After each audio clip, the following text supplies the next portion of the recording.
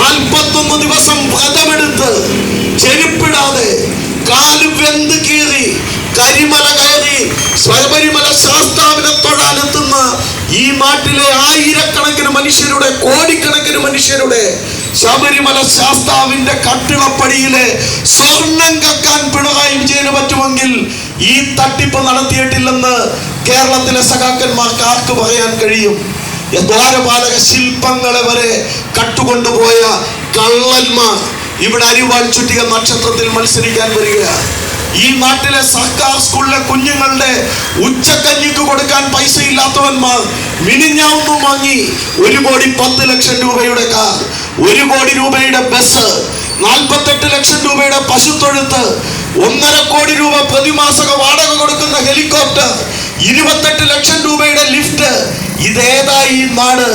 പിണറായി വിജയനും കണ്ണൂരിലെ ക്രിമിനലുകളായ കമ്മ്യൂണിസ്റ്റുകൾക്കും അടിയമ വെച്ച് കിടക്കാൻ നാവും തലച്ചോറും പണയപ്പെടുത്തിയ ഒരു ജനതയല്ല ഈ പ്രദേശത്തുള്ളതെന്ന് ഈ ഡിസംബർ 9 നമ്മൾ ബോധ്യപ്പെടുത്തണം. അല്ലാത്ത പക്ഷം ശബരിമലയിൽ കട്ടാലും കരിമണൽ കട്ടാലും സഹകരണ ബാങ്ക് കൊള്ളയടിച്ചാലും ഈ കാക്കനാട് കളക്ടറേറ്റിൽ നിന്ന് കൊച്ചുകുട്ടികൾ അവർക്കൊരു പുത്തൻ ഉടുപ്പ് വാങ്ങാൻ അവർ കൂട്ടിവെച്ചിരുന്ന കുടുക്ക പൊട്ടിച്ചു കൊടുത്ത ദുരിതാശ്വാസ നിധിയിൽ നിന്ന് പോലും 14 കോടി രൂപ കട്ട ഈ കമ്മ്യൂണിസ്റ്റുകാർക്കുള്ള പിന്തുണയായി ഒരിടതുപക്ഷ സ്ഥാനാർത്ഥിക്ക് ലഭിക്കുന്ന വോട്ട് മാറും എന്ന രാഷ്ട്രീയ ജാഗ്രതയാണ് എന്റെ പ്രിയപ്പെട്ടവരെ ഈ തെരഞ്ഞെടുപ്പിൽ നമുക്കുണ്ടാവേണ്ടത്. ഒരു നേരം ഇരുട്ട് വെളുത്തപ്പോ